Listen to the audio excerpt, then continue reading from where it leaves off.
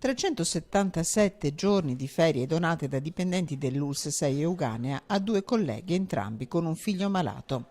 Un regalo di Natale che 147 persone in servizio, infermieri, personale tecnico e amministrativo, operatori sociosanitari hanno fatto a persone che ne avevano bisogno.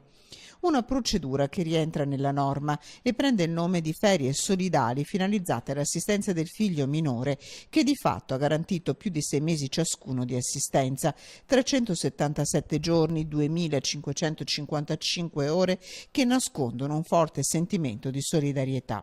Siamo di fronte a gesti di straordinaria generosità e umanità, spiega il direttore generale Domenico Scibetta, di cui andiamo fieri, convinti come siamo che agevolare la solidarietà tra colleghi inneschi comportamenti virtuosi nell'ottica del benessere organizzativo aziendale diffuso. Ferie cedute a titolo gratuito che i colleghi potranno usare a esaurimento del monte ore di ferie permessi dell'anno. Non l'unica azione messa in campo dall'ULSS 6 per il benessere dei dipendenti. Operativa infatti uno sportello del dipendente, un servizio gratuito gestito in collaborazione con l'università per sostenere e tutelare i lavoratori.